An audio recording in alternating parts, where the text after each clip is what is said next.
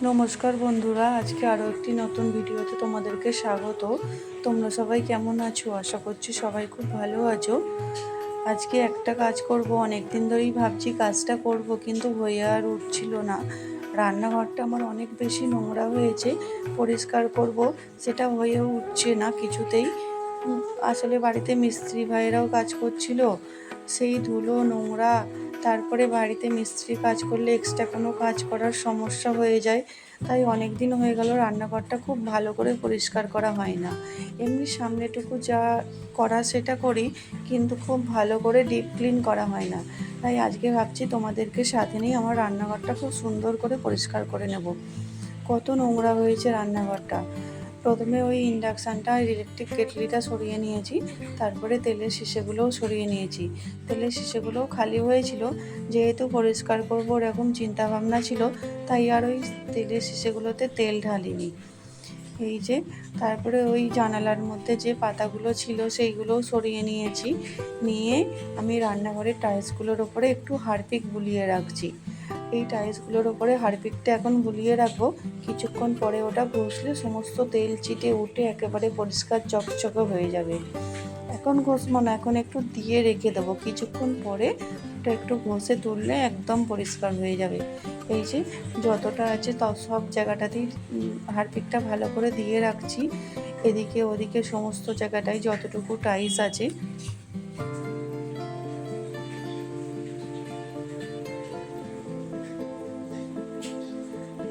সমস্ত জায়গায় হারপিকটা দেওয়ার পরে আমি আমার মশলার কৌটোটাকে খালি করব। এটাকেও খুব ভালো করে পরিষ্কার করে নেব। এত বেশি নোংরা হয়েছে যে আমার আর ভালোই লাগছে না। আমি খালি ভাবছি কবে আমি এগুলো সব ভালো করে পরিষ্কার করব। কিন্তু অনেকটা সময়ের ব্যাপার, তাই হাত দিতেও পারা যাচ্ছিল না। কিন্তু আজকে আমি ভেবেছি এটা করেই ছাড়বো, না হলে হচ্ছে না আর। মশলার কৌটোগুলোকে খালি করেছি, করে কৌটোগুলোকে সব সার্ফের জলে ভিজত দিয়ে এসেছি। এদিকে আমার রান্নাঘরের সঙ্গে যে দেওয়াল আলমারিটা আছে সেটাতে এবার শুরু করেছি। সব থেকে ওপরের থাকটা আগে খালি করেছি, করে ওর সমস্ত জিনিসপত্র নিচে নামিয়েছি, দিয়ে ওখানটা ভালো করে দাগটা পরিষ্কার করে নিচ্ছি। তারপরে আবার সমস্ত জিনিসগুলোকে সাজিয়ে রেখে দেবো।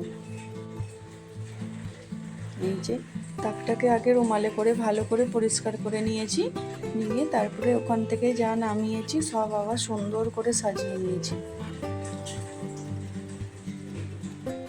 রান্নাঘরটা যদি নোংরা বা অগোছালো থাকে তাহলে একদমই ভালো লাগে না।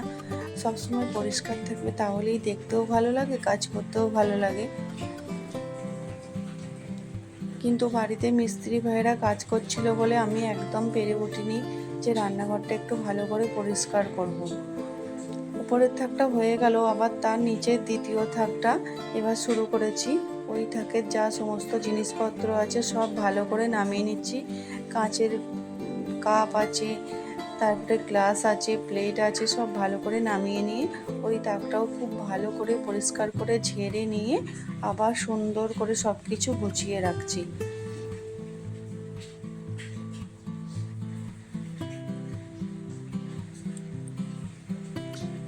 আমার রান্নাঘরটা খুব ছোট, কিন্তু আমি চেষ্টা করি রান্নাঘরটাকে একটু সুন্দর করে গুছিয়ে রাখার, কারণ বারান্দার সাথেই একেবারে রান্নাঘরটা।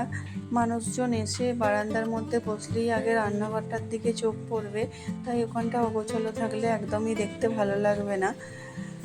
তারপরে তার নিচের থাকটা অর্থাৎ তৃতীয় থাকটা শুরু করেছি। এখানেও যা জিনিসপত্র ছিল, এই যে মশলার কৌটো, ওটাও খালি করে ওটাও ভালো করে ধুয়ে পরিষ্কার করে নেব। সব নামিয়ে ভালো করে ঝেড়ে নিয়ে আবার সমস্ত কিছু রেখে দিচ্ছি। এই গ্লাসটার মধ্যে থাকে আমার সমস্ত চামচ, ছাঁকনি, একটা ছোট্ট ক্যাচার, সব এক জায়গাতেই থাকে। তারপরে ঝাড়া হয়ে গেল, সব কিছু আবার সুন্দর করে তুলে দিচ্ছি ওখানে।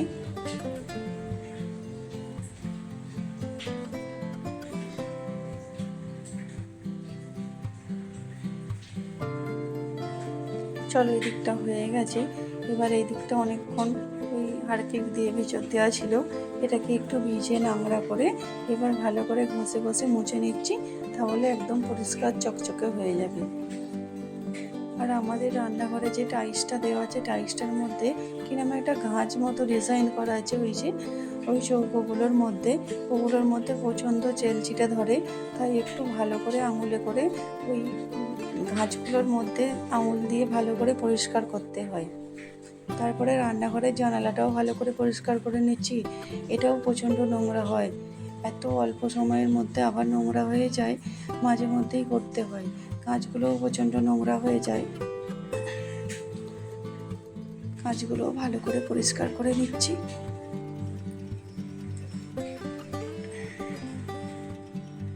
এদিকে গ্যাসটাও পরিষ্কার করে নিচ্ছি। গ্যাসটা প্রথমেই ওই স্কচ ব্রাইট দিয়ে আর ভিমবার সাবান দিয়ে ভালো করে বাসন মাজার মতো মেজে নিয়েছি। তারপরে ভিজে ন্যাংরা দিয়ে পরিষ্কার করে আবার শুকনো কিছু দিয়ে ভালো করে মুছে নিয়েছি, একদম চকচকে হয়ে গেছে গ্যাসটা। তারপরে ইন্ডাকশানটাও খুব ভালো করে পরিষ্কার করে নিয়ে রেখে দিয়েছি, যেখানে ইলেকট্রিক কেটেলটা থাকে সেটাও রেখে দিয়েছি, তার পাশে আমার মিক্সিটা থাকে সেটাও আমি রেখে দিয়েছি। ব্যাস, এদিকে রান্নাঘরের কাজ একদম মিটে গেল। তারপরে এই মশলার কৌটোগুলো খালি করে অনেকক্ষণ আগেই ভিজত দেওয়া ছিল, এগুলোকে এবার খুব ভালো করে ঘষে ঘষে মাজতে হবে। এগুলো মেজে নিয়ে জল ঝরাতে দিচ্ছি, মাজা হয়ে গেছে।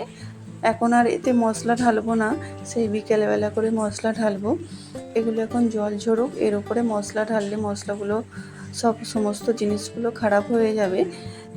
এটা জল ঝরে গেলে ভালো করে শুকনো কাপড়ে করে মুছে নেব, নিয়ে তারপরে এর মধ্যে সমস্ত জিনিসপত্র ঢালবো। এদিকে তেলের শিশিটাও উপর করে রাখছি, এ থেকেও জল ঝরে গেলে তারপরে তেল ঢালবো। তেলের শিশিগুলোর মুখটাও এখানে রেখে দিচ্ছি। এই যে এখন বিকেলবেলা মশলার কৌটোগুলো সব নিয়ে এসেছি টেবিলে। মশলার কৌটোগুলো থেকে জল ঝরে গেছে, এগুলোকে এবার শুকনো কাপড়ে করে ভালো করে মুছে নেব।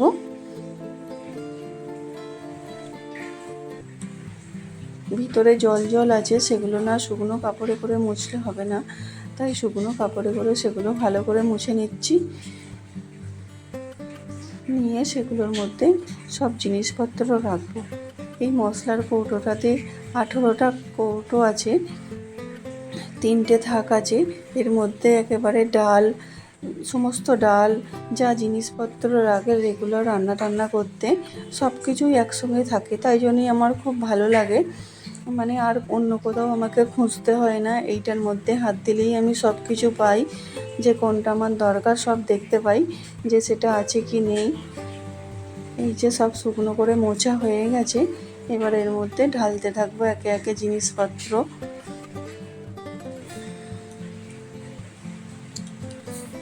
এই মশলার কৌটোটা আমার খুব ভালো লাগে, খুব সুন্দর,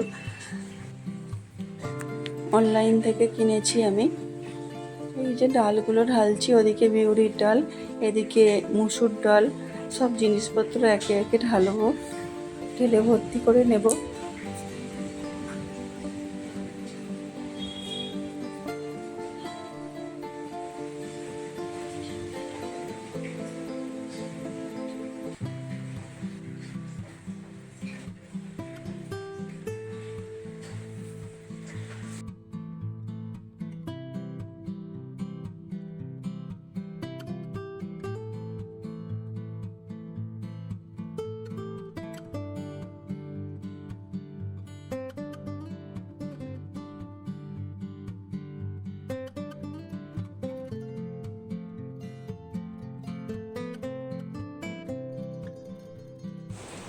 এই যে তারপরে দেখো এদিকে শুকনো লঙ্কাগুলো এর মধ্যে ভরে রাখছি। তারপরে আবার একটাতে মধ্যে ওই একটু ডাল রেখে দিচ্ছি, একটার মধ্যে যেহেতু ধরলো না তাই আর একটা কৌটোর মধ্যেও ডাল রেখে দিচ্ছি।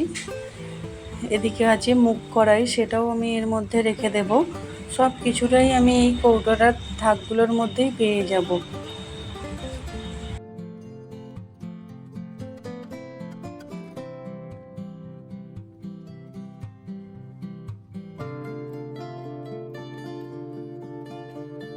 এটার মধ্যে আবার কিছুটা পাঁপড়ও রেখেছি, কারণ রোজের একটু করে পাঁপড়ও দরকার হয়, সেটাও রেখেছি।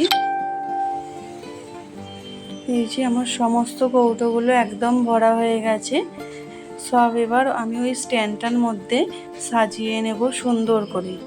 এই যে স্ট্যান্ডটা নিয়েছি, স্ট্যান্ডটাও মেজেছি ভালো করে। এটা খুলতে পারিনি, খোলার পদ্ধতি আছে কি তাও জানি না, আমি চেষ্টা করেছি কিন্তু স্ট্যান্ডটা আলাদা করে খুলতে পারিনি। শুধু কৌটোগুলো থেকে তো বের করা যায়, তাই সব সময়তেই স্ট্যান্ডটা ভালো করে মেজেছি। দিয়ে এবার কৌটোগুলো ভালো করে সাজিয়ে নিচ্ছি ওটার মধ্যে। কৌটোগুলো সাজানোর পরে পুরো তাকটা কত সুন্দর দেখতে লাগবে।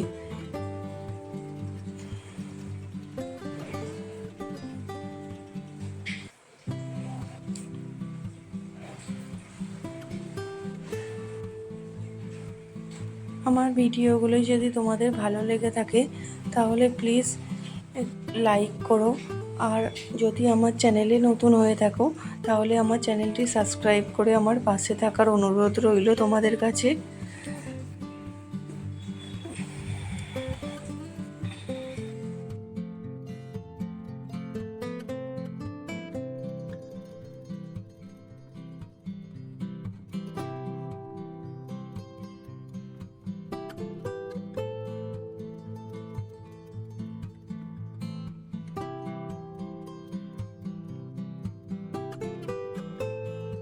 এই স্ট্যান্ডটার মধ্যে 3টে থাক আছে, 2টো থাক ভর্তি হয়ে গেছে।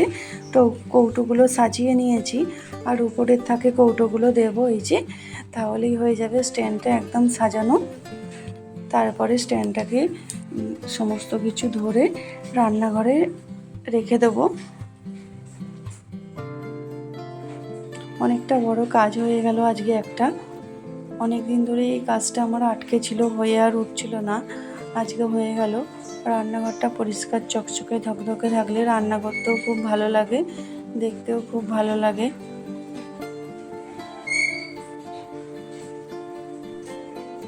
হয়ে গেল, দেখো কত সুন্দর লাগছে সমস্ত মশলার কৌটোটা।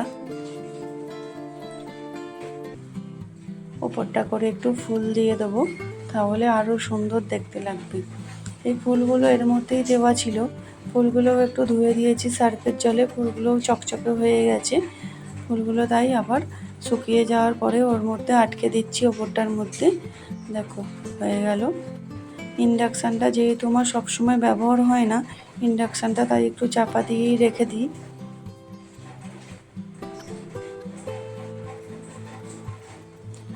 না হলে নোংরা পড়বে, তাই চাপা দিয়ে দিচ্ছি। এদিকে খালি তেলের শুষেগুলোই তেল ভরতে বাকি আছে, একটাই সাদা তেল আর একটাই সর্ষের তেল, এগুলো হলেই হয়ে যাবে। চলো তাহলে আজকের ভিডিওটা এই পর্যন্ত। আজকের মতো টাটা, আবার দেখা হবে নতুন কোনো ভিডিওতে। ততক্ষণের জন্য তোমরা সকলে ভালো থেকো। আজকের মতো টাটা।